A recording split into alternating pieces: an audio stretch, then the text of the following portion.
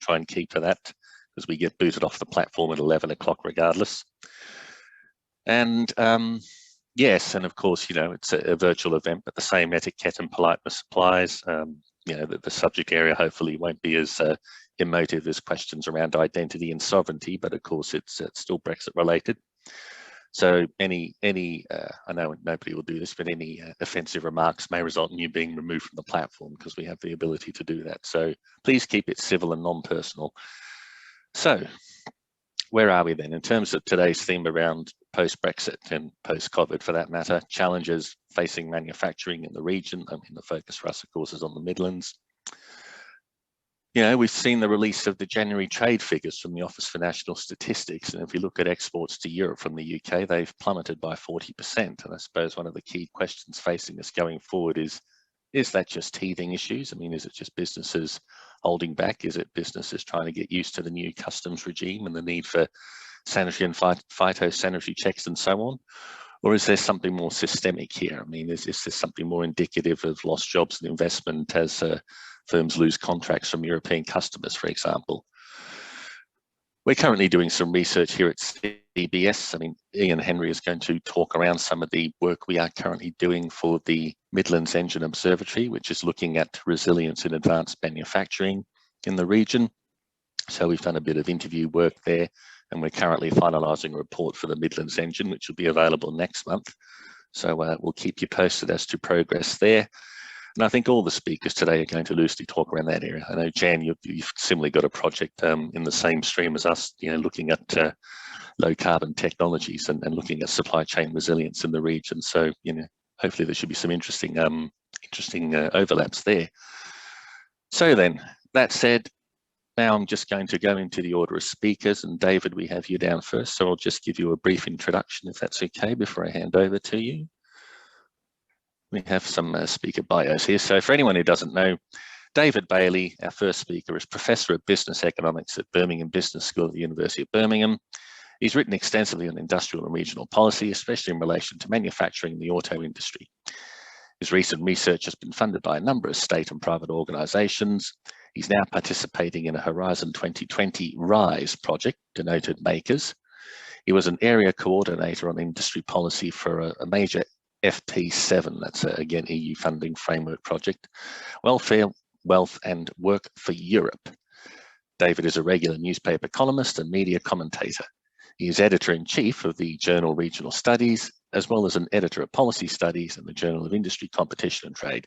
David also sits on the advisory board of the Regional Studies Association's open access journal Regional Studies, Regional Science, and he is a previous chair of the Regional Studies Association.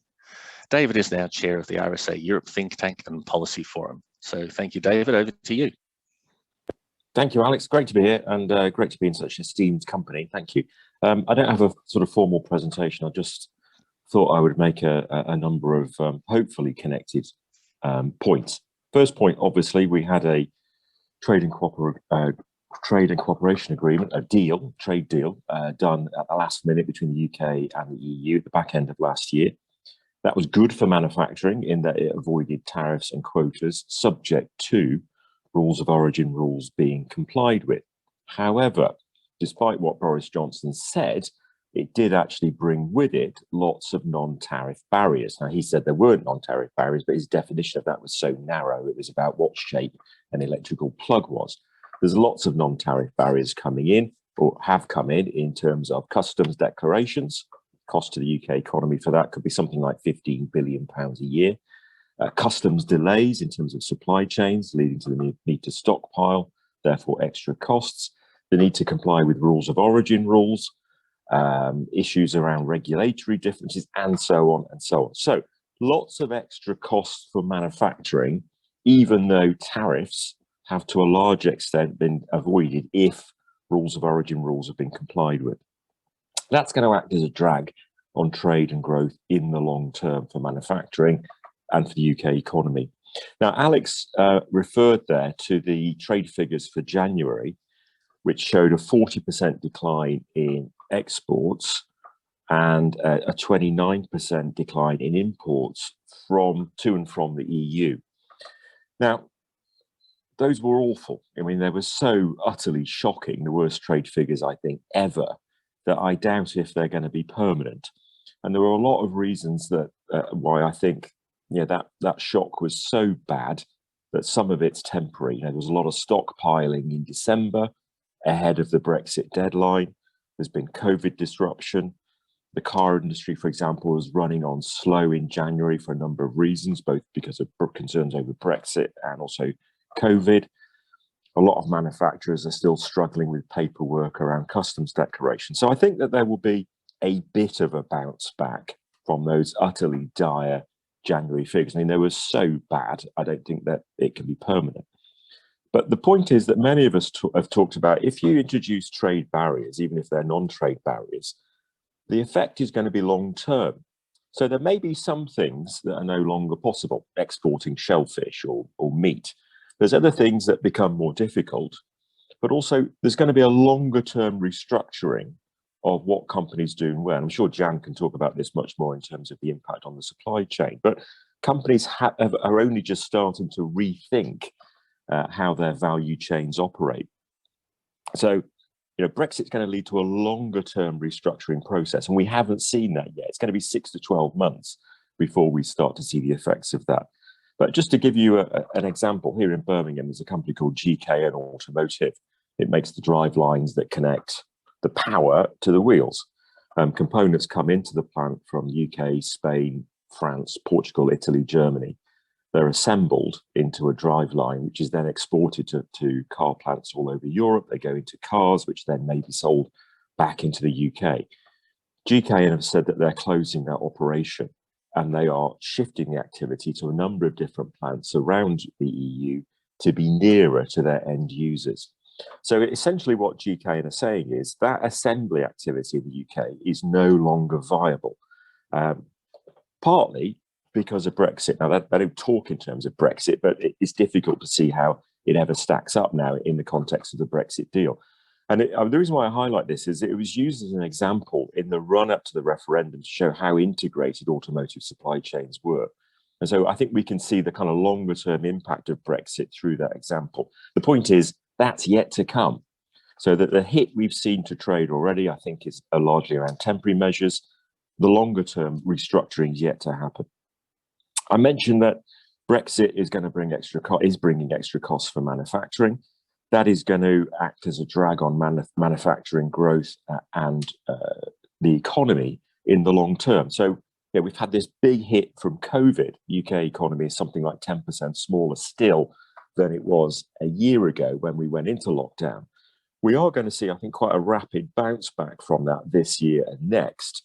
Beyond that, I think there's a big question, which I'll come on to in a moment. But the long-run impact of Brexit is going to be bigger than the impact of COVID.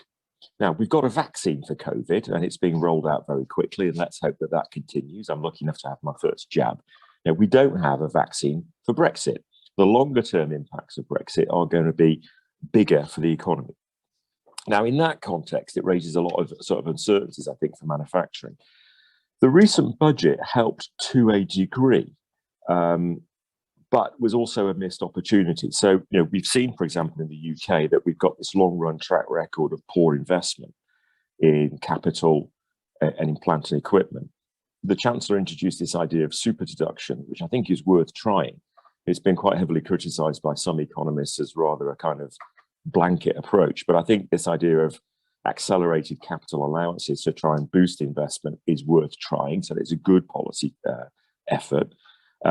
That should help in the short term in terms of investment. But again, there's no long-term guarantees about how that policy will play, whether it will remain in place.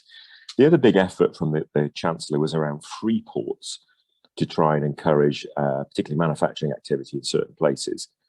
Very skeptical about that. All the academic evidence suggests that they largely fail. They just simply shift activity from one place to another with tax breaks.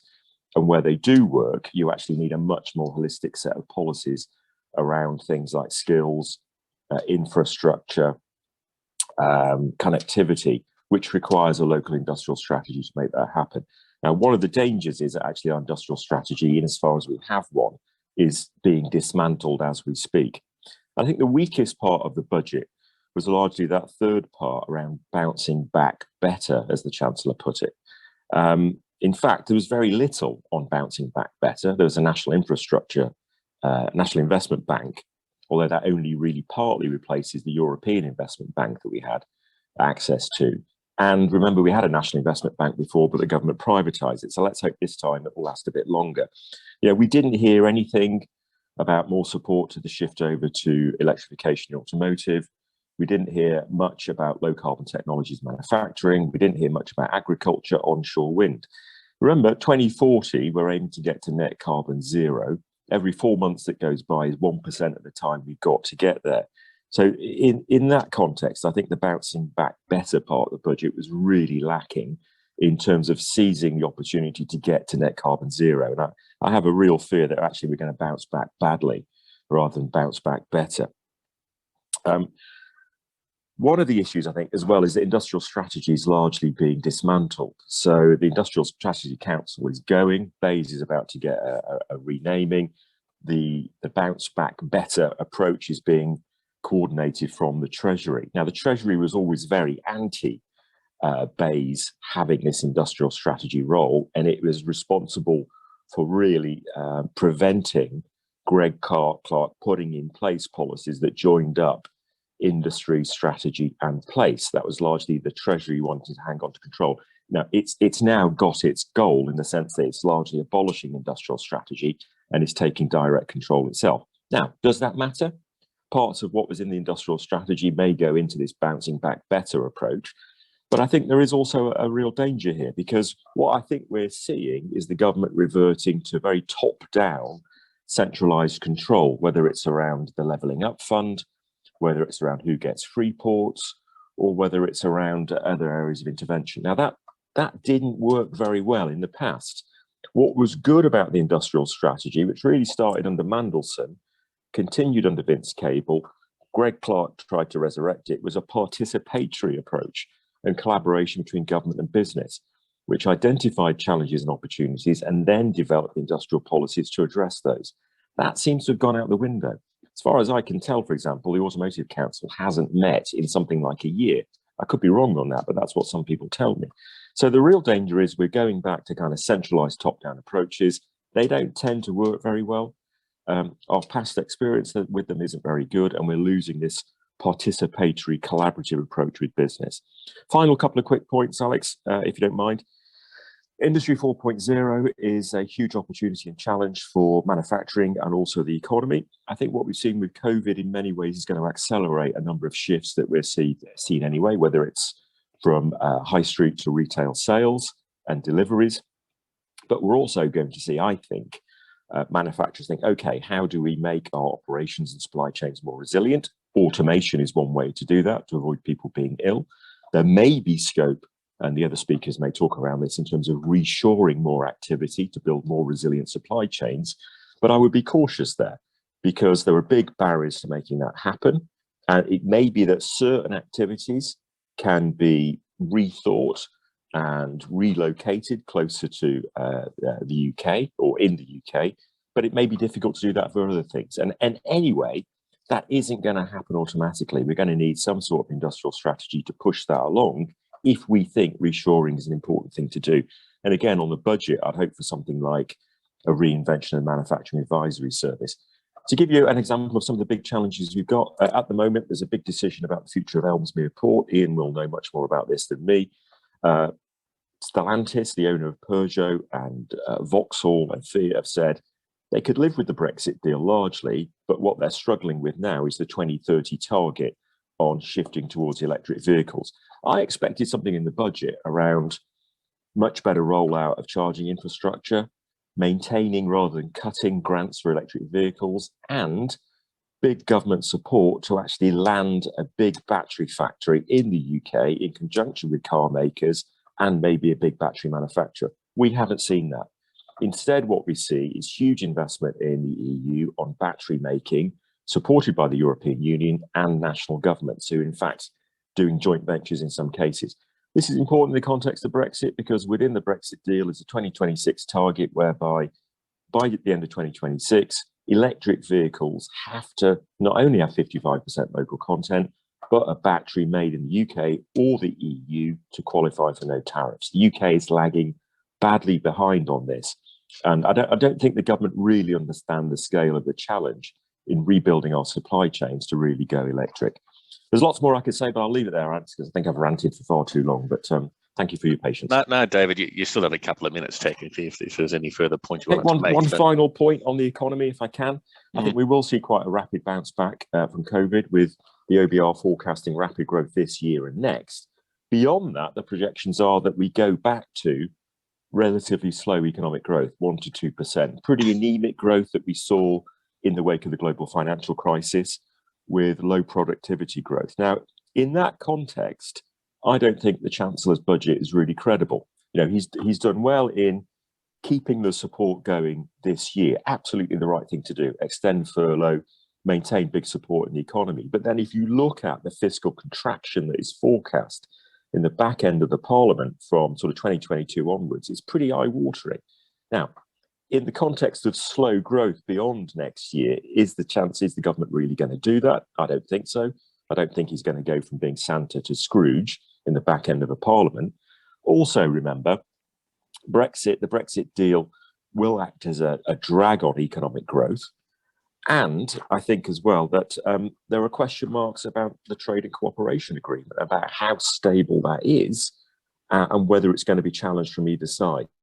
So, it would be interesting, I think, to talk to manufacturers to say, well, how confident are you that we're not going to end up in some sort of low-level trade war between the UK and the EU? And is that likely to affect your investment decisions in the UK? I'll leave it there, Alex.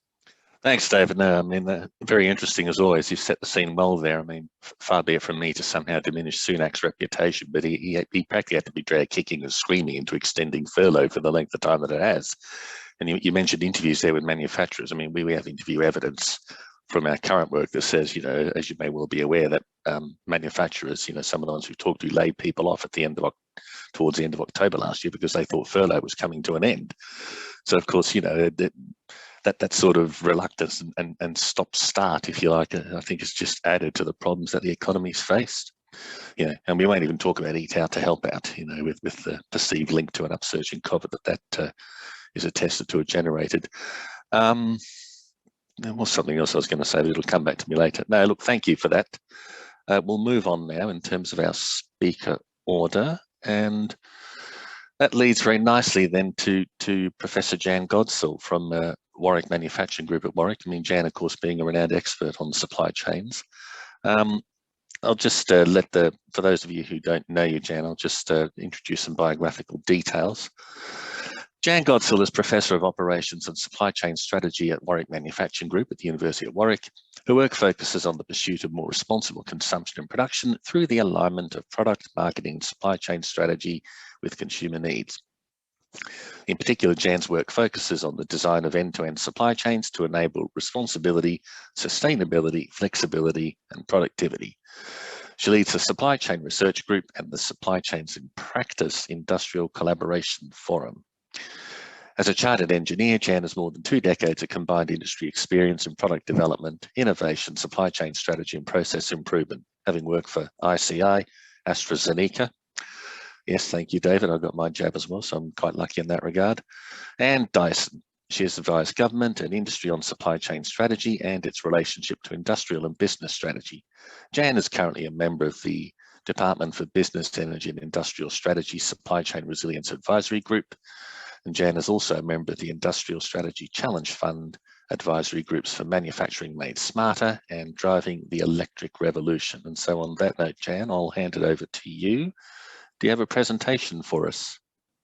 I do. I think Poppy's going to share and I'm going to take, you don't like to talk about taking back control in this context, do you? No, there we go. Can everyone see that? Yep. Okay, so good morning, everyone. I think what I'm going to talk about is a little bit more future looking, but perhaps build on some of the challenges that we've just seen presented in terms of what manufacturers can do. Now, in a sense, both COVID and Brexit are disruptions. And one of the things that we know is that our supply chains are always going to see disruptions. The question is not when is really when the disruption is going to take place, not and perhaps what the source of it was, but fundamentally the impact on supply chains, regardless of the source, is quite often the same. Oops. Just trying to get it to go to the next slide. I seem to put it on some sort of zoom instead. Sorry, Poppy, you might need to take back control just to go to a normal view, because I've put my slide in some sort of weird zoom mode. Sorry, Poppy. That's never happened before. There we go. No. There we Is go. that it? Yep. Yeah, perfect. Now, as Alex mentioned at the start, we've been working on one of 5 projects commissioned by the Midlands Engine to look at supply chain resilience in the region. And one of the things that we were doing is looking more generally at the roles that supply chains play within the region. And interestingly, what you can see here, and this is a review of all of the major research that's been done within the region looking at supply chains, and also some workshops that we've run. And what you can see in the blue bars is that most of the existing reports actually focus on the regional perspective around supply chains and their importance in terms of employment opportunity, economic value, and ability to attract foreign direct investment. Interestingly, there's not so much written about what supply chains mean from an individual firm perspective, but in that respect, the role that they play around productivity, but more importantly, how it enables individual firms to create competitive advantage, begin to get pulled out. So actually, it's really, really important that we think about how supply chains contribute to both firm and regional productivity. So part of the study, we looked at some dimensions of resilience, and resilience essentially requires a range of different practices that firms may undertake pre-disruption. So this is your sort of preparedness, your ability to respond during a disruption, and then what you may do to recover post-disruption. So this is the types of things that we heard David talk about in terms of firms' abilities to adapt. And fundamentally, if what we were seeing, both through a review of work that's already been done and through our own workshops, is that collaboration, visibility, and supply chain integration are absolutely critical to building resilience in the Midlands. And the reason why these are so critical and they are very, very interlinked is because these are what enable us to move beyond having individual firm productivity to actually creating supply chain or regional productivity. Now in 2018, we undertook quite a major piece of research where we identified or developed a supply chain digital readiness assessment methodology. And we did this in conjunction with a company called Blue Yonder. And essentially we identified 4 different levels of digital readiness and looked at a number of different dimensions. I think the critical thing, given the time that we have to identify, is really it's what's the strategic objective that a firm's trying to achieve. And at the very low levels, it's just about getting some kind of basic visibility. If you're at level 2, you can actually turn that visibility into efficiency, but it's really all around functional optimization. Level 3 begins to see my world come to life. It's where we're beginning to see dynamic end-to-end supply chain and business optimization. And level 4, I think, is really just a nirvana, but this is where things like machine learning, AI, and predictive type of analytics come into place. So we've got proactive end-to-end business optimization and total visibility, not just vertically across supply chains, but also horizontally of the ecosystem. And not surprisingly, we did a survey of about 180 manufacturing firms back in 2018, and we found that actually most manufacturing firms were actually stuck at level 2. That only 13% of firms were actually at a level 3 readiness or above. So actually what that means is most firms are just using digital technologies at the moment to optimize their functions. This idea even of end-to-end supply chain optimization is just a dream. Slightly scarily though, we asked companies what their ambition was for 2023, so it's a 5-year ambition, and even then only a third of firms thought that they would be in a position where they could actually start to get end-to-end supply chain optimization. And so there are 4 ways though that we think you can practically use digital technologies to help you digitize your supply chain. And actually in this post-COVID, post-Brexit era, in this era where we want to build back better, these are really good approaches, because not only will they help to make your supply chains more productive, but by default, if you make your business more productive, you're also going to enable incremental improvements in sustainability as well. So the first of these strategies is really just to build is to actually improve your core supply chain processes. Now, supply chain has 5 core processes: planning, procurement, manufacturing, logistics, and increasingly important, those return processes. And so what we encourage firms to do is to build a data infrastructure. And actually, when you look at what technologies firms are currently using, it's those types of technologies. Then they can improve their data capture. And this doesn't necessarily mean fancy web scraping. You know, most firms just need to use the data that they currently have within their organizations to improve their data analytics. And what that will do is it will sustain your legacy business, because what you will enable your business to do is to free up cash to be able to invest in new technologies, because operational excellence is the underpinning bedrock of all businesses, and what you can use is those digital technologies within processes just to be as effective and efficient as possible. However, and this is perhaps the most difficult thing that you could use digital technologies to do, and this is to make that step between level 2 and level 3, between just functional optimization to actually improving that end-to-end supply chain. And most of your organizations do this extremely well for new product development. New product development is viewed as an end-to-end business process. And to a certain extent, customer relationship management is also viewed within many businesses as an end-to-end business process. But for some reason, organizations have not viewed supply chain management in the same way. And actually, from research that we've done, only about 18% of organisations actually have a business process orientation to their to their organisational design, which is absolutely critical to make this happen. Now, with such a small percentage of organisations currently doing this, if you can get your organisation to be able to optimise end-to-end, you're going to create huge competitive advantage, because you're doing something that your competition can't.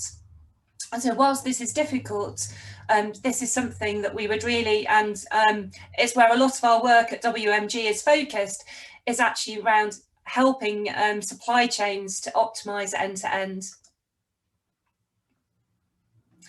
And the third thing we'd encourage, though I think this is much more about playing to see what gains traction, is to de-risk your supply chain by using supply chain digital technology pilots, but to do so in a way that perhaps follows the sort of Ansoff thinking. So Ansoff, since the late 1950s, has suggested you never go to a new market with a new product, because if it fails, you don't know whether it was the product or the market. And I think the same goes for new technologies. It's really, really important to trial new digital technologies.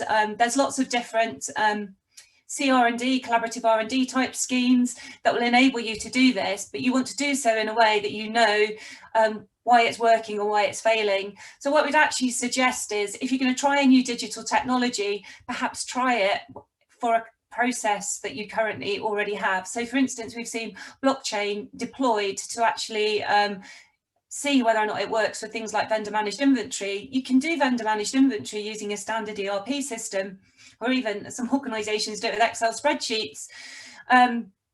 But what you want to know is what's the delta, what improvement does blockchain approach to VMI give you over a more centralized database? Now, once your organization's good at using new technologies such as blockchain, when actually there's new ways of working that come about that may actually really benefit from that technology, you already know how it's worked. And so you've de-risked the use of that technology. So we'd encourage you to try as many different digital technologies, to look for those grant schemes that are going to enable you to support your business to do that. Again, within WMG, I'm sure within BCU and within Aston, there's lots of SME type schemes and other programs that can help you play in this field. So really do give it a go. Yeah, if I could just cut in there, Jan, you're right with the recent announcement of Help to Grow, which is universities going to try and assist SMEs in, so I say loosely speaking, management training, but will encompass all areas of sort of industry and university interface. So whether it's around resilience, manufacturing, digitalisation, as you say. So yeah, thank you for that plug there. Yeah. So last but not least, I'd really like you, and this is perhaps where the biggest step change comes about. You know, at the end of the day, we've had Brexit, we've had COVID, they've shaken our world. We've even had Industry 4, you know, which I really don't want to use a form of German industrial strategy as a driver for change, because fundamentally the real driver for change is that our economic model for consumption-driven growth is beginning to become outdated. It is the model that has driven every single one of our industrial revolutions up until now. But actually, encouraging people to consume things that they don't need is neither ethical, but actually it's beginning to destroy our planet, and we often do so in ways that actually exploit our people. So moving forward, we're perhaps on a transition point where actually what we need to think about is new economic models that decouple consumption from production, and actually think about ways in which firms can thrive without necessarily supporting consumption-driven economic growth. And I think this is possible as we see a shift from perhaps selling pure products to services, and that's enabled by new digital technologies such as IoT, big data and analytics. And in essence, what this enables us to do is to shift to new business models that better support things like the circular economy or even the sharing economy. Because if you think about it, for instance, you may be able to see my printer in the background. I subscribe to HP Instant Ink. For £3.50 a month, I'm guaranteed to never run out of ink. But equally, my little cartridges are also magic now. They get changed about once a year and they're fully recycled and refilled. It's a servitized business model. It's IoT enabled through the sensor and through the internet. It supports a more circular economy, and actually the recycling plant is in France. So actually it supports quite a distributed view of manufacturing too. And it's going to be these new types of business models that we're going to be required to thrive in this changing landscape. And I actually think the circular economy, thinking and actually not just thinking about forward-facing manufacturing, but how we repair, we reuse, we remanufacture, is one of the ways that we could really propel the economy for the Midlands region, and not just be experts in forward-facing manufacturing, but actually be a centre of remanufacturing, repair, and the circular economy centre for the UK. So for those of you who are interested, you can actually, for free, assess the digital maturity of your supply chain. So what we've done is to make the Readiness Assessment available for your firm, whether you be a manufacturing firm or a retailer. And if you do the survey online, you get your own personalised report. And if you get your report and then want some further feedback, then you're more than welcome to follow up with us too. Thank you. Thanks, Jan. Thank you for that. It's very interesting. Of course, Tom Leeson, our final speaker from OpenText, may also touch a bit on digitalisation in terms of post-Brexit challenges. But you got me thinking there, obviously, in terms of just trying to put my head around what sort of cost envelope you're talking about in order to digitalise. Obviously, it's a broad term, and it may be trivial for some companies, but quite prohibitive for others. Is that something you can just sort of what kind of, I don't know, I mean, it's like a ballpark, isn't it? I mean, is that much of a barrier necessarily? I suppose it would be, wouldn't it, in some cases? So I think digital technologies are an enabler. And for many SMEs, perhaps the first thing to do is to actually just be able to know what data you've got, make sure that your data is clean, it's in one place, which is why I think the first step on the journey is really around building that sort of data backbone. And then I think after that, it's about using the data that you've got to the best of your abilities. I think sometimes we focus on the very complex or sophisticated solutions, where in actual fact, if we just actually start making data-driven decisions rather than intuition-based decisions, we could actually start to make better business decisions. Mm-hmm. Yeah, I suppose I'm hoping in terms of a shift to a greener economy that the Sunak's National Investment Bank may be pivotal in that regard, but I'll be cautious in my expectations there. Look, Jan, thanks for that. That's going to help us move on. Oh, Tom, I think you prematurely shared your screen there, mate. Let me just check the speaker order again. I think it was Ian next, wasn't it? Yeah. Oh, it is you. Yes, of course. Sorry, mate. No, that is fortuitous. Then my apologies there. Great. Look, that's excellent, Tom. I'll just introduce you so that people who don't know you, can find out a bit more about you. So yes, our next speaker then, Thomas, otherwise Tom Leeson, MSc, is the Senior Industry Marketing Strategist for the Global Manufacturing Sector at OpenText. Tom is an engineer by trade. Was it Chrysler in Linwood you started out in, mate? I've been there, yes. Yep. So yes, you can tell from Tom's accent where he's from, originally from Scotland, more or less indigenous to the Midlands now. Tom is a mathematician by education, and he has over 40 years of experience working in the manufacturing sector, first within aerospace, automotive and discrete manufacturing companies, introducing computational techniques before moving into the engineering and manufacturing IT sector. The last 22 years, Tom has fulfilled various senior roles with manufacturing software specialists, Dassault Systems, Smartine PLM, Computer Vision, PTC, and the artificial intelligence company Aon Corp. Tom is passionate about engineering and manufacturing and began his career with a traditional engineering apprenticeship as a precision engineer servicing the oil and gas, mining and automotive industries in Scotland before moving on to design analysis careers with British Aerospace and Jaguar Cars. So with BAE, he studied a master's degree in computation mathematics relating to computer-aided engineering. And Tom, I should say, is also a visiting professor with us here at the Centre for Brexit Studies. So on that note, Tom, thank you very much. I'll hand it over to you. And okay. Thanks, Alex. Thanks, everyone. Good morning, everyone. Many thanks to the Centre for inviting me to present today. So it's reassuring to know that the presentations that have gone before me are pretty much aligned to what I'm going to present, and I'm sure what Ian is going to present. So I think it's going to be a great session today. So just not so much of an agenda, but more points to discuss. I'll really, into the context of today's discussion, I'll really describe myself as a technologist and how technology is going to help the manufacturing and the supply chain sector going forward. We really are, probably for a long time now, been living in manufacturing in the perfect storm, because there's always something going on to somewhat try and undermine us, and we're a very resilient bunch, and we really are in the realms of digital transformation of manufacturing. Jane and David already mentioned Industry 4.0, but in the general context of the fourth industrial revolution being driven by steam, electricity and silicon, and the fourth one is being driven by data. So we really are in probably the most exciting time for manufacturing, despite the challenges.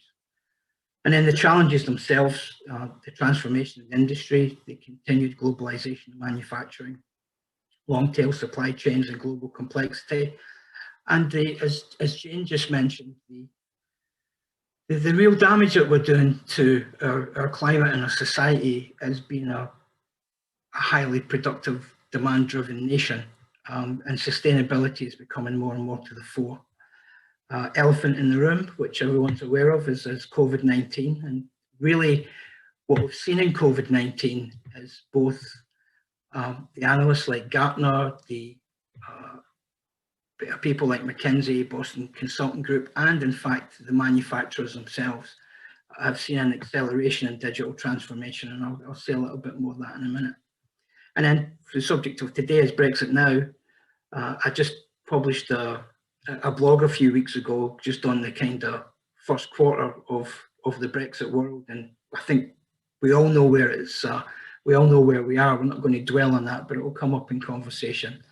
And I'm really proud to be a visiting professor of the centre. I think I was one of their first clients.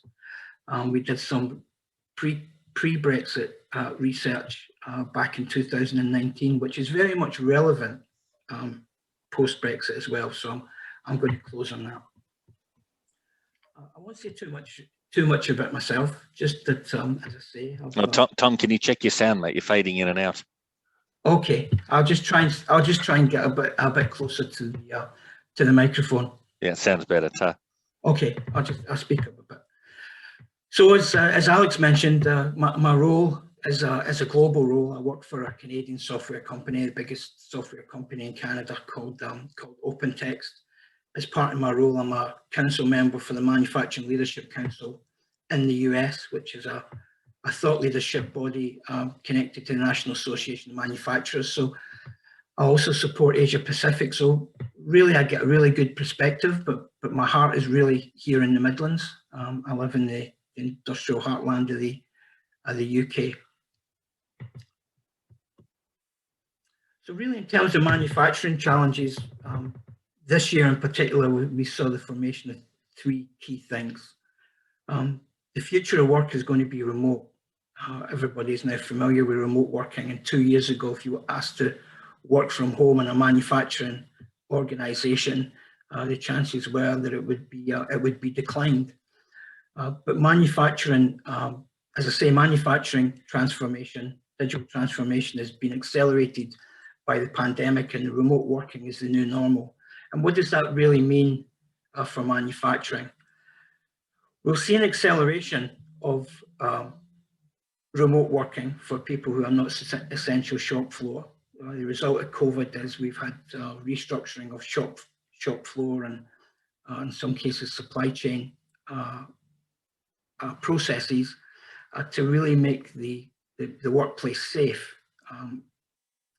So more people who can work for remote, the better. So remote access, automation, and the real leverage of data, because manufacturing doesn't use hardly any of the data it actually collects, is going to be accelerated, and we'll see the development of the digital worker. And this is going to be accelerated in the terms that they call, you may have heard the concept of the digital twin, a digital representation of an end product or a thing. Another challenge that we saw wasn't so much a lesson learned due to the pandemic. It was more a confirmation of what everybody knew, but apparently had little time to address. And it was proven that during the COVID pandemic that some companies who were more digitally astute with the supply chain actually fared better, responded better, and will bounce back better because they were actually digitally connected and they had better visibility of the supply chain. And we can see that disruption is the new normal. It used to be climate disruption, then it moved on to geopolitical disruption, and they're now predicting that health pandemics, as Jane mentioned earlier on, it's not a matter of if, it's a matter of when, and we could see these coming more than what we call these black swan events of every 10 years. The delta is actually getting smaller. So visibility of supply chain, digitization of supply chain, automation of the supply chain, some of the terms that Jane covered as her utopia. We believe OpenText is an achievable utopia, and we're working on some of those elements right now, because visibility really means resilience. We talked about the various things that some people would try to reduce these long, complex chains because they are very high risk. So reshoring, local shoring, I wouldn't say less reliance on lean, but it's not a matter of just in time. It could also be a matter of just in case. So in my blog, I wrote about more warehousing, more inventory, therefore more cost.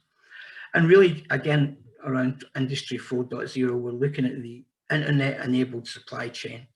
And to complement the digital twin, we're talking about the digital thread and the industrial grid. So not only taking data and processing data to improve operations in one shop floor, but on a whole range of manufacturing plants around the world and actually behaving as one global shop floor. And the automotive industry is well placed for this because, you know, people like Volkswagen developed a vehicle platform, almost a generation ago. And they're actually trailblazing in this digital thread and industry grids.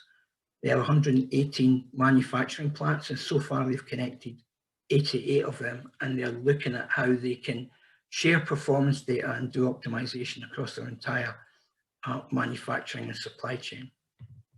And then the third real trend that I alluded to,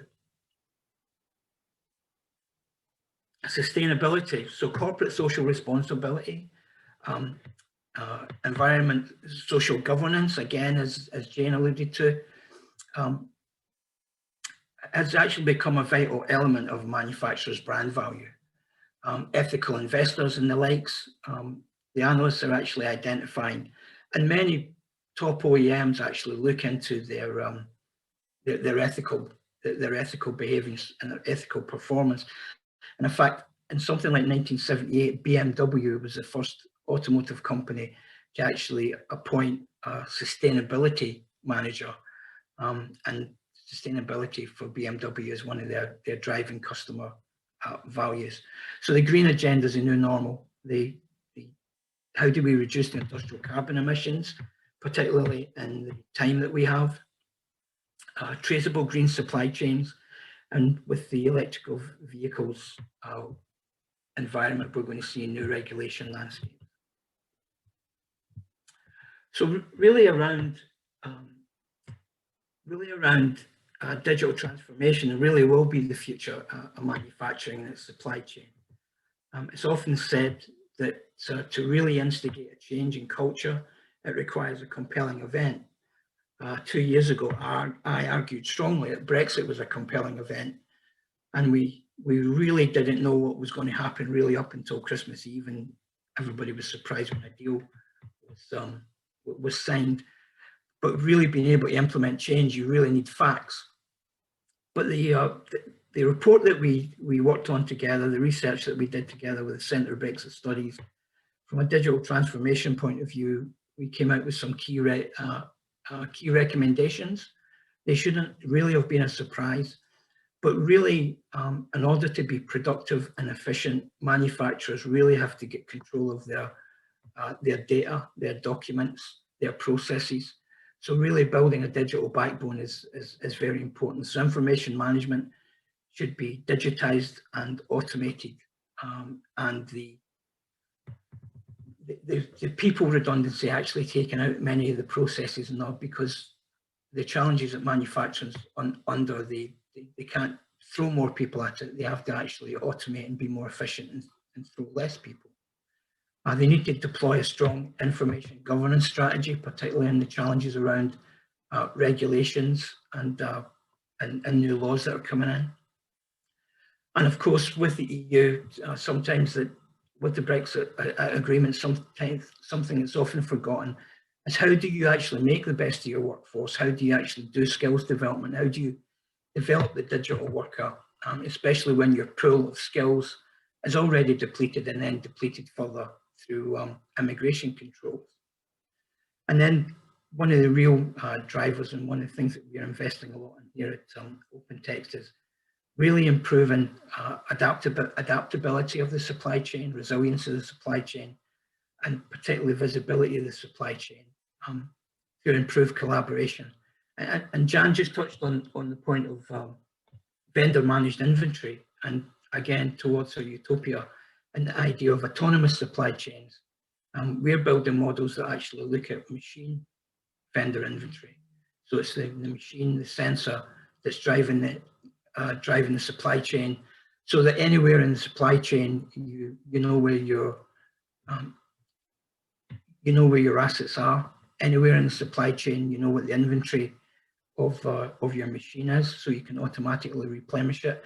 And it's really about building those efficiencies into the business going forward. So that will really drive the transformation of manufacturing and help us mitigate against challenges such as Brexit and others to come. And it's not only Brexit, it's on a global scale. If we look to Asia, we also look at the new administration in the US. So disruption is going to be around for a long time, and we have to mitigate it. That's really all I wanted to say today. So thanks for your time. I hope it's going to stimulate some conversations. And Alex, I'll hand back to you. Tom, thanks very much for that. I mean, again, you raised, very prescient points here going forward. So I really appreciate that, and building on what Jan just said. You were our first client, mate. So so it's a long-standing relationship there. Okay, look, we'll come back with questions and discussion later. So that leads us to our final presenter now then, Ian Henry of AutoAnalysis. Ian is also visiting professor here at the centre. Just a brief bit of information on Ian. He's owner and managing director of AutoAnalysis and visiting professor with us, as I said. From 1997 to 2004, Ian was a 50% shareholder and director at AutoAnalysis before becoming owner and managing director. Prior to this, he worked at Plan Business Development Limited, PRS Consulting and KPMG. Ian has worked for a wide range of high-profile clients, including Ford, Mercedes, Fiat and Toyota, and his areas of expertise include vehicle production forecasting, manufacturing footprint analysis, and assistance with government inward investment strategies. Have we got your presentation there, Ian? Yep. Hopefully Poppy's going to... Yep, that looks to be displaying there. Just to mention that Ian is currently working with myself on, as I said, funded work from the Midlands Engine, looking at resilience in advanced manufacturing in the Midlands, and our work is focusing on automotive, aerospace and medical technologies and the associated metal fabricators and suppliers. But Ian's expertise, of course, is particularly, it's present on the automotive sector, and that's what he's going to be talking about today as part of this current research we're doing, looking at the value and importance of automotive in the Midlands. So Ian, thanks, over to you. Okay, well, thank you very much. And as Chris Whitting might say, next slide, please. So if I'm going to talk a bit today about the auto industry in general, so that my contribution to the Midlands growth or Midlands engine report. I've undertaken some key interviews on the project, which we'll talk about a little bit later, and Alex will probably add to. I've provided my evaluation model for the automotive sector in the Midlands. I'll describe that at the end, and made some broader auto industry input covering the topics listed there. So we could move on to the first full slide, please, Poppy. So I wanted just to set the scenes, what happened in the UK auto industry last year, 2020. Well, first of all, we had a fall in UK car and light commercial vehicle van production by 28.5% to about 972,000 vehicles. It's the first time the UK produced fewer than 1 million vehicles in over 10 years.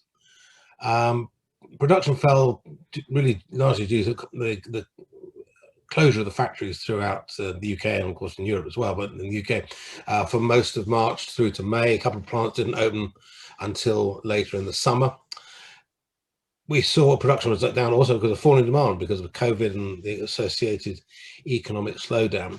When production restarted, it was particularly strong in vans. You won't be surprised to know. I'm sure everybody is ordering an awful lot more online. Well, that has led to a mushrooming in demand for vans as opposed to cars. It's also worth noting that in practical terms, capacity in the industry has been reduced somewhat. Nobody's quite sure by how much. Some people say 10%, some people might say a little bit more. It certainly has been reduced because of the social distancing and COVID compliance rules and regulations that had to be introduced in quite a lot of, in all factories, in fact. And just as things were getting better, production was once again disrupted in Q4 last year because of problems at the UK-France border due to COVID, and also long-distance supply chain problems began to emerge, problems in the ports, and we also began to see the early signs of production being disrupted due to the shortage of semiconductors or chips, which I'll come on to. And of course, as David Bailey has also outlined, we had the great signing of the UK-EU Trading Cooperation Agreement. Next slide, please, Poppy. So what's happened so far in 2021? had a slow restart for the year for UK production for cars. The figures for the first 2 months of the year should be officially released tomorrow. S&T will show production down about 22% over last year. So that's, you know, not that far off what we lost last year already anyway, and not much sign really I think it's going to get much better. My central, if you like, more optimistic forecast is that we'll get back to about 1.13 million this year, recovery of about 17%. But the risk to that is quite real. We've got a COVID third wave happening across Europe. That's going to hit demand for our exported vehicles, particularly Nissans and Toyotas. We've got the problems of the chip shortage, and the situation in the Suez Canal doesn't really help there. And there's the risk of non-ratification of the TCA. It's not something that's spoken about very much, but European Parliament has not ratified the TCA, and the problems over the Northern Ireland Protocol and other issues mean that actually that's something that we should think about quite seriously. And I think if all of those things came to pass, it would not be surprising to see production stay below 1 million, in fact fall again compared to what it was last year, to about 958,000. Other reasons why that may well happen, sorry, if you just go back there, oh, thank you. We're going to lose the Honda plant, will finally close by July, and that's on production run out. There's, as David has spoken about, there's uncertainty about the Ellesmere Port factory that continues. And I think barely a month has gone by in the last year when we were told that the decision was imminent and so on and so forth, but nothing has come out of negotiations between the UK government and Stellantis, and I suspect that one is going to run for a long while yet. The optimistic side of me says, well, the longer it goes on with no news, it means they must be talking, there must be something worth talking about. The pessimistic side to me says, well, they're probably waiting to announce the closure on the day they've got some other better news somewhere else to cover it up. More positively, Mini was shut down for part of December and indeed in January, and that was because they were upgrading the paint shop, and there's going to be a second similar shutdown in the summer to upgrade the paint shop. The Mini factory is secure for the future, there's no doubt about that. What we don't yet know, though, is exactly which vehicles they're going to make. We do know that Mini is going to go fully electric, although not really until the second half of this decade. The Nissan Qashqai will finally come into production in May. It was due to come in October, delayed for all sorts of reasons, one of which is because certainly since about October or November, they haven't been able to easily get the engineers over from Japan into the UK to get the line set up in exactly the same way as it is set up in Japan. It's a standard practice within the auto industry. We've got one model made in multiple locations, you get it up and running in one, and then you fly the engineers around the world to make sure the line works the same way everywhere else. Well, they haven't been able to do that for this vehicle, so that's a bit of a problem. And the other big news this year has been the announcement of the new strategy for JLR. We move on to that now, Poppy, please. And I'm going to talk a bit about this because, of course, JLR being the centerpiece of the Midlands automotive industry, it's really quite crucial. So the new strategy is called Reimagine, announced in February. There's a huge amount of information available on this on the company's website, and it's probably worth reading for those of you who are very involved with the company. But the key points are still with the Jaguar side of things first. It will become an all-electric brand with an entirely new range from 2025. The much vaunted and talked about new XJ electric program has been cancelled. Significant write-off involved there, close to £1 billion. And all the current programs, so the XE, the XF, the F-Type and the SUVs will not be replaced. They'll all end by 2025. And there'll be a new set of Jaguars to be made on their own platform. They'll be made in Solihull, at what is currently the Land Rover plant. That new platform could be bought in, or it could be an evolution of the existing I-Pace platform. And Castle Bromwich, where most Jaguars are made, most Jaguar cars are made, I'm sorry, that will stop making cars, and not quite sure what will take place there. On the other side, Land Rovers, they will be built on 2 all-new platforms. The smaller vehicles on the EMA platform at Halewood, and the larger vehicles on the MLA platform in Solihull. I'm not quite sure what the platforms are going to be for some of the mid-sized vehicles, and certainly the first electric vehicle, but that will become apparent in due course. We don't know quite what JLR's plans are for sourcing of batteries, and that's something that is clearly a major issue, and something that we may want to talk about a bit later on. I will talk about in a couple of slides' time, and really quite significant in terms of industrial policy, such as we have one in this country. Moving on, please, Poppy. Other than JLR, need to look at the situation just to recap where we are with all the other companies in the UK. On the left-hand side, I've got my major concerns, and that really surrounds Ellesmere Port, whether that's going to be retained, and what's the long-term future of the Luton van plant. Not of direct relevance to the Midlands, I have to say, but quite important from the point of view of the UK. Noticeable that Stellantis now has 4 factories capable of making large vans across Europe, total capacity about 550,000. By contrast, Ford will have 1 plant making 600,000 vehicles once their new investment's complete. So there's a huge scale disparity there. And as I said, on the other side of there are concerns or worries over when will the new Minis be confirmed? Will Nissan add more EVs? Will JLR's strategy actually need fewer vehicles made in the UK? And I think it's also worth noting that the Bentley SUV or electric SUV is likely to be made first in Hanover by Volkswagen, not in the UK. Move on to the question of batteries, and the next slide, please, Poppy. I think it's really quite important to explain what is happening in the world of batteries, because I think there's maybe a bit controversial, but I think the UK government is going about what they're going about in the wrong way, in terms of trying to attract gigafactories, as they call them, into the country. Up until now, European car companies relied on Korean, Chinese and Japanese suppliers of battery packs and cells, either fully assembled into Europe, or the cells imported and then assembled into packs in Europe. And to overcome the long distance supply chain problems, the Asian companies, particularly the Koreans, have built and are building more significant cell and battery pack capacity in Eastern Europe, some in Germany, particularly in Poland though, and Hungary. And currently the vehicle companies in most cases get these cells from either Asian or European sites and assemble them into packs themselves.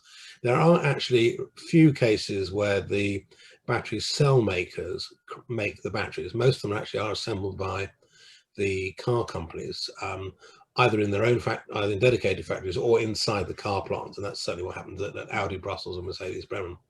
And with that in mind, it's worth noting the UK doesn't have a definite gigafactory plan. There's a lot of talk about British Volt, but it's a company that, how can I put it, doesn't have enough financing or whatever, doesn't have any customers as far as we know, and its technology hasn't been made public. So it's not exactly, in my view, an industry leader.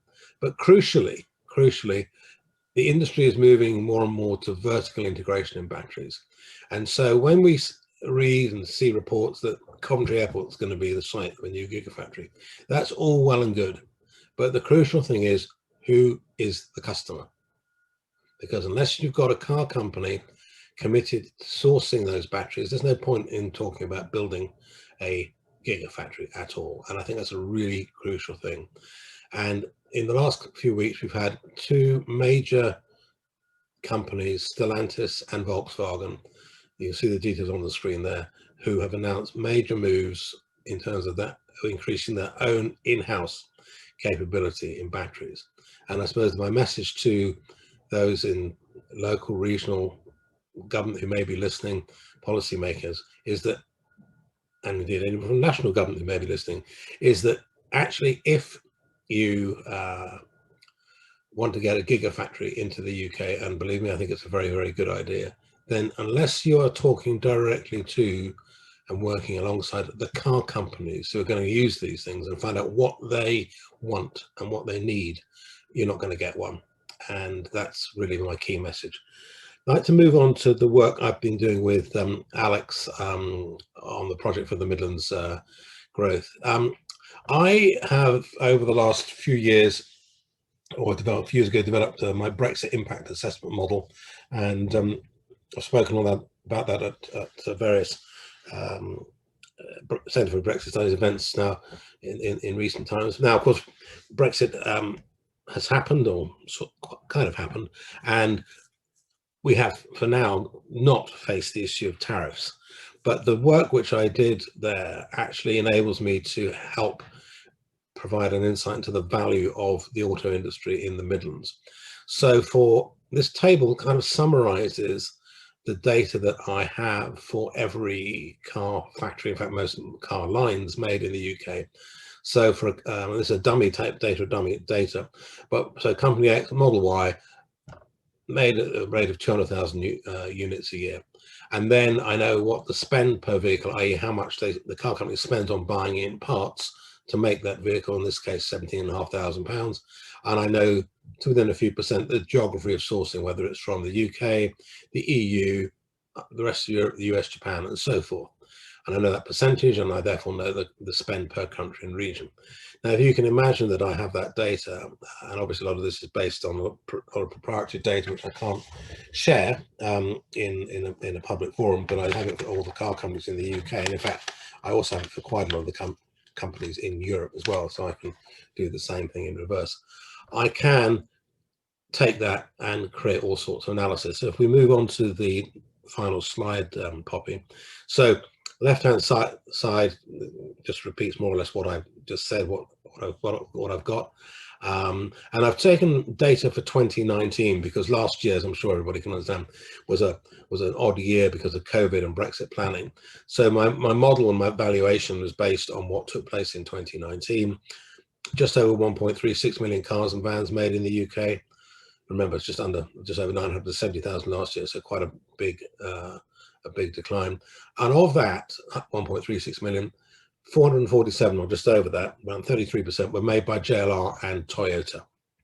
And then on the right hand side, taking the individual tables for all the Toyota and JLR models, that means that their total expenditure was about 10.2 billion. Quite a big chunk of money spent on buying components in, and that's about 43% of the expenditure on parts by all UK vehicle companies. So that's 33% of cars, but 43% of expenditure. That largely reflects, of course, the high value of most JLR vehicles, certainly above average for the UK. Now, of that 10.2, nearly half of that was spent with what I call tier one suppliers who are based in the UK. Nearly 4.6 billion. So that really means companies who are supplying either small parts directly into the car plant or large systems such as seats or complete airbag modules or something complex like that. And of course, some of that will be made up of parts that are sourced outside of the UK and indeed outside of the Midlands. But anyway, about 30% of the 4.58 billion is sourced from suppliers in and around the Midlands, i.e. just over 3 billion. But crucially, about 40% of that spend is actually spent outside the UK. So companies buying in parts and materials from tier 2 and tier 3 or raw material suppliers from outside of the UK, which means the net spend in the Midlands region is about 1.82 billion. It's a pretty substantial sum of money spent, and that's a really quite significant issue for policymakers to think about in terms of what happens if production goes down for those car companies. And then if you add the value of business with Midland suppliers from other UK vehicle companies, you get about another 1.2 billion worth. So you actually are talking about the net value of UK vehicle companies' expenditure in the Midlands area is at least net expenditure, money that stays in the Midlands is at least 3 billion. Which is a pretty substantial contribution to the economy of the region. And also looking at that in terms of factory gate value, which I calculate through a series of complex formulas, which I'm happy to explain to people offline, you get the factory gate value. So that's the value of the vehicles the moment they leave the factory before they get into this dealership network, at just over 14.6 billion. So again, 33% of the vehicles made in the UK, but 44% of the total value of UK vehicle production takes place in the Midlands region. And again, that is a pretty substantial value of a sector worth in total with other automotive activity such as engines and commercial vehicles, buses and so forth, that the car companies, the car industry thinks is worth about 80 billion in total. So a substantial sector in the Midlands, and whatever strategies are developed for the region post-Brexit to grow the Midlands really need to bear that in mind. Alex, thank you very much indeed. Thanks, Ian. Thank you for that. And that wraps up the sequencing in terms of our presenters. So try and pick out some common themes here. You've all articulated the importance going forward of greening the economy and sustainability. Tom, of course, your presentation there picked up on the issue of workforce planning and skills, and indeed our current interview research is certainly bearing that out. And I think one of the firms that we chatted to made a particularly prescient point about lessons learned from the German approach. Jan, apologies, I'm not suggesting Industry 4.0 here per se, but the important point was, instead of the piecemeal approach we've had to training and retraining workers in this country, had we been more embracing the full-on Kurzarbeit approach, I think we may be slightly further forward in terms of addressing some productivity issues. So, that certainly takes on a new salience now with the in a sense, greatly diminished availability of EU workers. And then that leads me to another theme going forward, perhaps related to digitalisation, is that of automation. One or two of the businesses we spoke to thought Brexit, in a sense, for them was an opportunity, because I'll take an example of a manufacturer that make what they call cobots, collaborative robots, like robots for farms and that kind of thing. And they saw this as a boon, because they thought, instead of relying on EU labour, in agriculture, I don't know, picking strawberries or whatever, they saw an opportunity here for automation there to use farm robots. So, there may be some thoughts there around whether automation, is always the doom and gloom some people say it is. I personally don't think it is. I think it can create jobs as well as take away dirty jobs. But anyway, and then finally, of course, that's not an elephant in the room per se, but it did flash up on the screen very early on in terms of the question, David. You picked up on it, the issue around devolution. I mean, we talk about, I suppose, in policy circles, what is the optimal geographical scale for addressing any of these policy issues, and I think we all, to a degree, share the notion that the regional level may be more apposite for policy making in terms of particularly skills and workforce development, but also some areas, I guess, of essential infrastructure. So I think in that sense, then that leads me nice into the questions, and I'm going to throw that one over to you, David, because I know you're championing at the bit for it. The issue around devolution. What are your thoughts there? Thanks, Alex. I'll try and connect those 2 points. I think on training and skills, and clearly, as we're going into this fourth industrial revolution, a whole load of jobs will be lost through automation and new ones created. You're absolutely right, as in previous revolutions. And this revolution, I think, is going to affect areas that previously were not automated as well. If we think in terms of accountancy, law, a whole set of areas which are ripe for automation, even higher education. So there's going to be a need for training and retraining and reskilling throughout people's lives. That's not something we've been very good at in the UK. Other countries have been much better at it. If you think about Singapore, tripartite approach between government, business and trade unions, the Skills Future approach, huge funding to retrain people throughout their careers. Germany does better on this as well, partly linked to the point you were making earlier in terms of part-time wage subsidies, whereby in a crisis, workers are put onto part-time working, the state tops up their salary, they're retrained, they emerge from the crisis, better trained, more productive. Now, we've not seen that with the furlough scheme in the UK. People were paid not to work. And I think sort of coming out the back end of furlough, more flexibility to make it more of a part-time wage subsidy scheme to enable retraining would be very useful. Linking to devolution, this is often done better at a regional level. So we don't really have regional government in the UK. We have this patchwork quilt of different Devo deals in a very, very limited sense. Here in the West Midlands Combined Authority is mainly responsible for transport. There's a limited deal over training. What I would like to see is training taken out of and skills out of that centralised quango in London. I forget what it's called now because it keeps changing its name, and really brought to a regional level.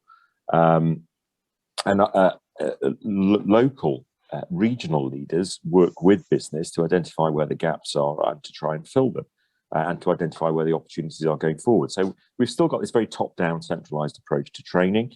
I think it'd be much better done at a regional level. And I think if we think about both the combination of the impact of COVID and also Brexit, to me, it strengthens the case for devolution. down to a regional scale.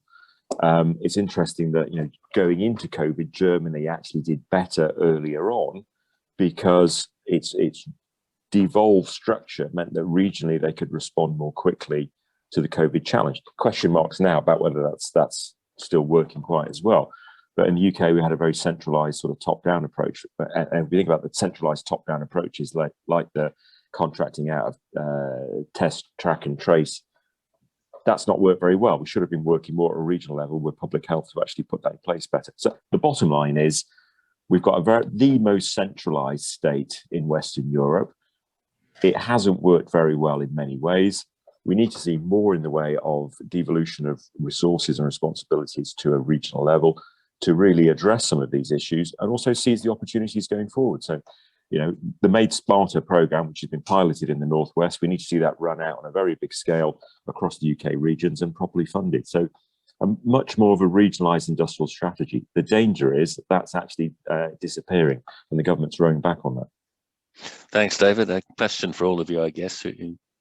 How will the UK then attract new and renewed FDI, investment in plants, equipment, etc., to continue its role in existing supply chains then? Who wants to have a go at that? Well, I'll say a few things about that. I think I got asked this question the other day about whether post-Brexit we'll see an increase in resourcing of componentries to the UK power plants, and whether the Brexit deal actually encourages that. And I have to say, at the moment, no, I don't see it making much difference, because the majority of UK-made vehicles go to Europe, and they are able to be sold into Europe, what, the EU specifically, which is sort of 90% of the European market, excuse me, so long as those have 55% combined UK-EU content. Currently, all vehicles made in the UK meet that requirement. And my understanding is that as far as the Japanese who are remaining in the UK are concerned, the provisions of the deal mean that their future models, particularly their hybrid models, which will dominate their production lineup through to the early 2030s, will also meet the 55% EU-UK requirement with their current plans for sourcing. In other words, there is no drive to resource into Europe because of Brexit. Now, there may be into the UK because of Brexit. There may be some case for resourcing componentry from the Far East into Europe, closer to the car plants for Europe as a whole, in the light of the semiconductor shortage and in the light of the fact that the Suez Canal is currently blocked and may stay blocked for quite some time, and was certainly going to throw up some problems for deliveries and plant component availability going forward. It's highlighting the dependency of the industry on some very key suppliers. There's one Taiwanese company, TSMC, which apparently supplies 70% of the global automotive demand for chips or semiconductors. Now, I thought that the automotive industry might have learned a lesson or two from the tsunami and the Thai floods, that long-distance supply chains and reliance on single sourcing from the other side of the world was not a good idea. I'm not sure that lesson has been learnt. It may be learnt this time, I hope, but we don't know. There is certainly a case for more resourcing of componentry into to Europe as a whole. Whether it will bring it to the UK, I don't know. And of course, although it's not my area, I have to say that it's also worth noting how everybody is now fascinated by supply chains because, of course, of the complexities of the manufacture of vaccines. There was a report on Newsnight the other night, and I think I get the figures right. Apparently, the Pfizer vaccine involves 280 different parts or sets of material from, I think, 86 different companies in 19 countries. And this was described as incredibly complicated and so on and so forth. And I had to laugh when I heard that report, because you need to increase the number of parts in a car by a factor of 100 in order to, not just a factor of 10, a factor of 100 to get close to, to get the complexity of that. And there are many more than 86 companies involved in the supply of parts for cars, probably more like 500 plus from all the teardown analysis work that I've been involved with. So resourcing and increasing investment from overseas into the UK is a good thing, but it's a very complicated thing to rearrange, and I'm not sure that we're going to see a lot of that in the near term, not least of which because the UK's relationships with the EU are not clear in the long term, and trading relationships are not stable. I don't know whether Dave would want to add anything to that. Yes. I'd like to comment. Yeah, fire in, Jan. Sorry, Jan.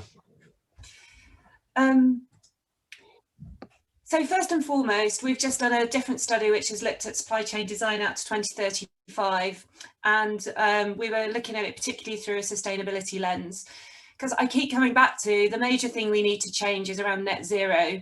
At the moment, we're the largest net importer of carbon in the world, and that's because we have gone through a strategy of essentially offshoring most of our foundation industries and much of our manufacturing. So I don't necessarily think Brexit or COVID is the driver for reshoring, and in fact, I'm not a great lover of the word reshoring. We did a study in 2016, I can put a web link in, of a report we actually did at looking at reshoring, because what does it really mean? You know, the reality is, you know, something you offshored 20 years ago, you're not even going to bring the same thing back. You're probably not even bringing the same product. The decision is now, if a company is making a decision about where to make things, and essentially this is part of their supply chain network design. So Automotive and companies around the world, global multinational organizations, companies like AstraZeneca, like JLR, they have a network design where they decide where they're going to put their manufacturing assets, and that's their final factories, but also then from that final factory where they're going to then source materials. Now, most companies actually have some kind of regional manufacturing footprint, which is the same for automotive, and then certain components are then support that regional end production, but certain components are sourced globally. It is very, very rare these days that anyone single sources anything, because most basic approaches to procurement would identify that as a risk. So companies like TSMC give companies huge economies of scale, but TSMC probably has more than one plant with more than one set of tools that can make the same thing. So single and dual sourcing, you've got to be very, very careful about what it really means. Companies like Flex, which is the largest contract manufacturer in the world, coming out of the global economic crisis, have recognised that actually they've developed quite complex models for looking at total supply chain cost, and they've worked out that quite often it can be cheaper to produce in region, say for production in Europe, than it is to produce in China, and they then adapt their manufacturing footprint accordingly. And we call this sort of structural flexibility. The issue for the UK is, why does any company want to put a manufacturing asset in the UK if it doesn't make sense to their global manufacturing footprint to do so? What's likely to change that is sustainability, because fundamentally, and you could call it green shoring, what we need to do if we want the world to be able to achieve net zero by 2050 is decouple consumption from production, which means we're going to have less virgin production, less production of new things, but we're going to have to try to keep things in their highest value state for as long as possible. So by 2035, actually, we could have really localized manufacturing, because actually what we're doing is we're remanufacturing or repairing and keeping things in their highest possible state. And if you think about the automotive industry, by 2035, we might not even own cars. We'll be subscribing to mobility as a service. So the whole business model that underpins vehicles will be could potentially be very, very different. And I think I think there's a huge opportunity to think about manufacturing in a totally different way, to think about distributed manufacturing networks. And that may be supported by regional hubs. You know, it'd be great to see the Midlands at the core of that. But you know what, the UK is not that huge. And if you think about the UK as part of a global set of supply chains, perhaps we're better to start thinking about the UK as one distributed factory rather than having regions within the UK competing against each other. And in that way, we can level up all of the UK rather than pitting region against region. Thanks there, Jan. I've got a couple of other questions. I'm going to reiterate your earlier point, though, Ian, for national government or regional government who may be listening around, to quote you correctly. If you want a gigawatt factory in the UK, unless you were talking to the major car companies, you're not going to get one. Yeah, I agree. No, I mean that's. I mean, I don't think it. You know, I don't think we can reiterate that enough, to be honest. So I may come back to that later. I've got a just question. Come in there, Alex, if you don't mind. I mean, yeah, Jan's go on got then, Dave, quickly. Yeah. A relevant point, though, in that there is going to be a global shortage of batteries, partly because the materials go into them, partly because demand will outstrip supply. So Jan's point is very relevant in that we need to think about how we recycle batteries, maybe that are produced in the UK or not. And so we have a circular economy for batteries in the UK. So we need to be setting up that system in the UK anyway. So it is going to be very relevant.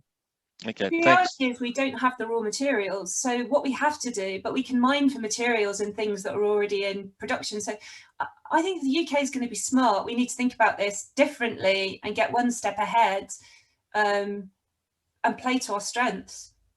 Okay. So, sorry, guys, can I want to try and get this question as a practical one here from a businessman, Mr. Ross Taylor, who says, I run a company that has not exported yet, but is running a new type of waste management scheme in the UK. Our process involves waste reprocessing and material remanufacturing on the back end of the process. We are already receiving multiple inquiries from overseas, including the EU. So we are in need of support to open up these markets and navigate the existing waste processing and reprocessing industries in those countries. Any pointers, panel, on the best place to start, given the current status of Brexit?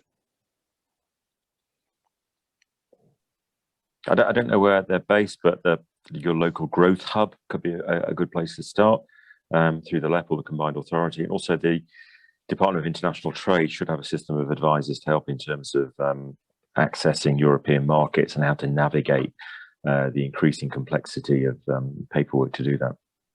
Okay. Any other pointers, people? No?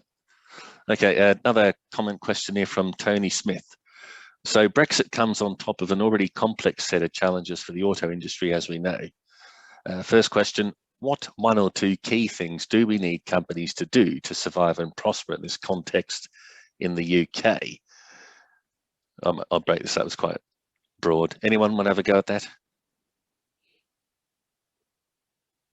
Well, very quickly, we're going to see more change in the next 10 years than in the previous 100 years.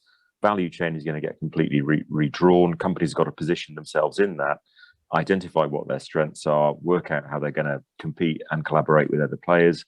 Jan talked about possibility for not using the term reshore. We tend to use the term right-shoring increasingly, i.e. companies locate things in the places where they're best placed to do.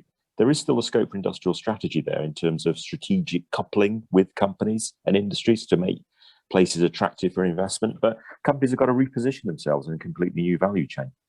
Okay, you've answered question B in effect there, I think, David. What should government / regions do to support them? Yeah, so Alex, on that, there's one thing that I do think could actually be quite helpful here, and it's something I just don't understand why the UK didn't do it when we were within the EU and isn't doing it now, and it certainly could do, and that is government spends, as we know, billions and billions of pounds on things, whether it's on failed track and trace and so forth. But in the very prosaic area of the car industry, or why is the government not saying to the car companies, we want to buy more vehicles from you and direct sourcing to UK made vehicles? Now, in particular, there's a van factory in Luton. The utility sector and government, sort of quasi-government sectors, buy tens of thousands of vans a year. You could get PSA or Stellantis to bring in the technology to make electric vans in the UK at a stroke if you said, we're going to buy, or we want to buy 20, 30, 40, 50, 60,000 vans a year, which is what they do buy across the country. We want them to be electric, but we want them assembled here in the UK. The government could do a lot more with this kind of directed sourcing and influencing of public procurement. And I would have thought that's exactly the sort of thing that a Brexit-oriented government should be doing. It's also worth knowing, going back to the question of gigafactories and so forth, there are billions being invested, not just by the EU, but by national governments, as David has alluded to, in battery factories. And they're able to do that, the countries are able to do that without falling foul of any state aid rules. So there's no reason why the UK government can't do the same. And it's just a question of whether the government actually is going to put, into action what it says, rather than just speak words. And I really feel quite strongly that government is very good at saying what it wants, that all come out with all these brilliant ideas, but not actually putting its money where its mouth is. Okay. I don't even think it's that. I've been a generation, I've been all my life in manufacturing, and even in some of the best governments, the lack of knowledge about manufacturing and industry and government is abysmal. And as we see with industrial strategy, they will not take advice. It's run by accountants. That's true. Okay. I'm conscious of time now. Any concluding thoughts, comments from you all, please? If I could just, I'll just pick sort of one prescient thing. Jan, I'll start with you. Any final thoughts for today? Sorry, I'm muting. That's all right. So for me, it's all about companies thinking about their economies of scope. So I saw a very interesting presentation by Make UK comparing the East and West Midlands. The West Midlands has been very dependent on automotive and aerospace. The East Midlands has a much more diverse range of manufacturing industries, and it's weathered the storm of COVID far, far better.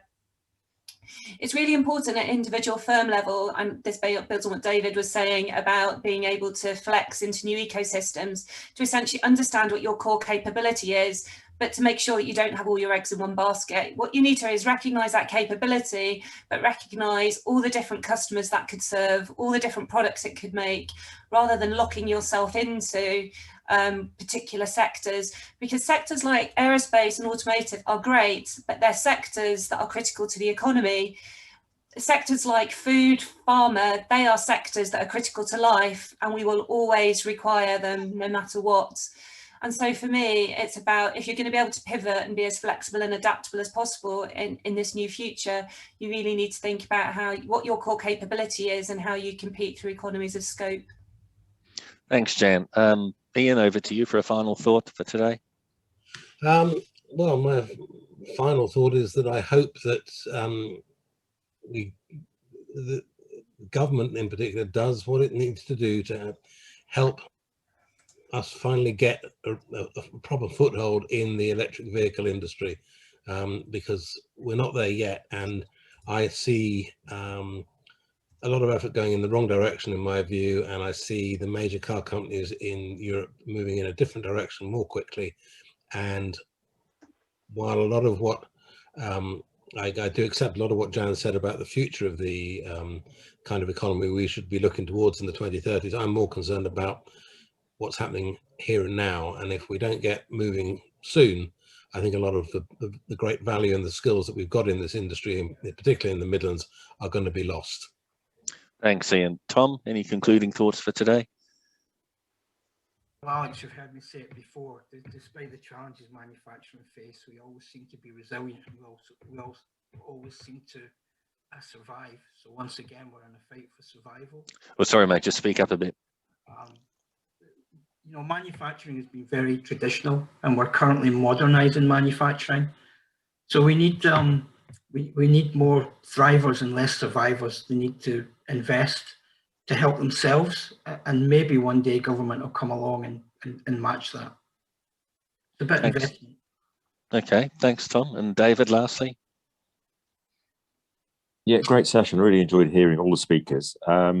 Huge challenges in terms of fourth industrial and opportunities in terms of the fourth industrial revolution, getting to net zero, as well as challenges around levelling up, dealing with Brexit and COVID.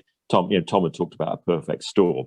I think that we have got this fantastic manufacturing base. It needs to be completely repurposed both in terms of net zero, as Jan was talking, and as Ian was talking, in terms of, you know, the specifics of the auto industry. That is going to require big investment in reorientating industry. We need a much more supportive industrial strategy to do that. Sadly, I don't think we're going to see it on current trends, and that's my big worry, really.